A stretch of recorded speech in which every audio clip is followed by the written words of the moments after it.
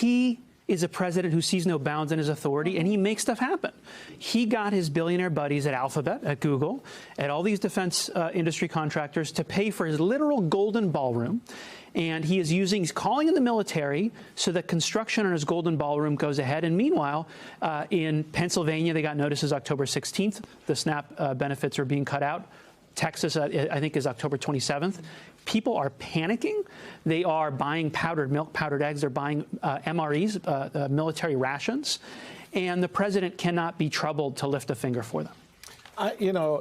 This is probably really disturbing for me on a personal level, having grown up here in D.C. and my dad taking me to the White House on many occasions, standing outside. Back in the day, you could actually walk up to the fence and it wasn't an issue, but that was a long time ago. I was about to say, what year was that? I know, right? But the symbolism of it, to Simone's point, is a powerful one because it is more than a metaphor of what Trump is doing. It is a deep-rooted examination, I think, of what the country is willing to tolerate. Because I don't see people upset about this.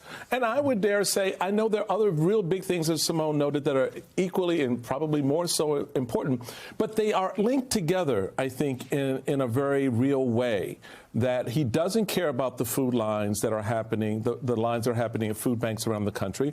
He doesn't care about the impact that's coming because of the shutdown. We haven't talked about what people are going to see when they get to Thanksgiving and go into the Christmas holidays. How does this translate, do you think, for the American people when they see the symbolism of the East Wing being torn down, the symbolism of a United States Senator yet again, Senator Merkley, on the floor, trying to grab the nation's attention? What do you think people are hearing and seeing out there? I think the totality of it does penetrate. We've seen poll after poll lately where Donald Trump is at historic approval ratings, down as low as 37%. When I worked in the White House, which I view as holy ground, because of the lives that have been sacrificed for the American idea that building represents. When I would walk in that East Wing that is so cruelly torn down, I would get chills at the history of what had happened in that building. I do think the American people get the totality, and the thing that Donald Trump is doing, he's tearing down that building, but he's tearing down the human infrastructure. He's attacking the government employees in this shutdown.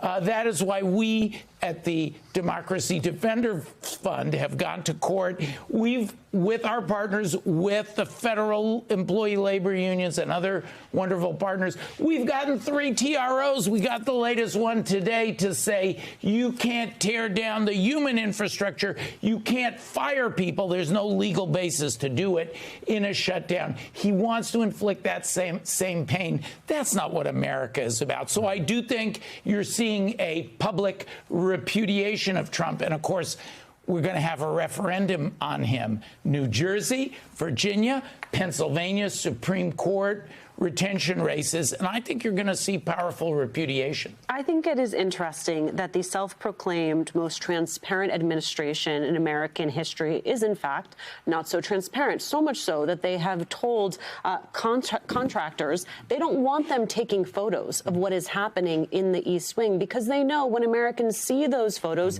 they're going to ask questions about what is happening. It's the same way they don't want protests, Alvaro. It's the same way that they hate the images of the ICE agents running through U.S. streets because what they are doing is not what they promised. It took you getting fired to make you a populist. Is it going to take Americans seeing these images to do the same? Welcome to the populist movement. Thank you. He was a populist before he was fired. But look, what you see across the board is what Norm's talking about, what you talked about, Simone, you talked about, Michael. It's these two systems of justice. You know, if you're building the golden ballroom for our quote-unquote king, you're good to go, right? If you're feeding hungry people in Harrisburg, And you see it with ICE as well. I think so far we've been confronting these crazy ICE raids on the streets of Chicago in terms of immigrant rights, which is good. But what I see as a former FTC official is that when you have Harvard Business School grads accused of stealing $1.5 billion from Americans' pockets by making it impossible to get out of a Prime subscription, they get off, just last month, scot-free. They basically get the illegal equivalent of an Amazon gift card. No penalties, no fines, no demotions, nothing.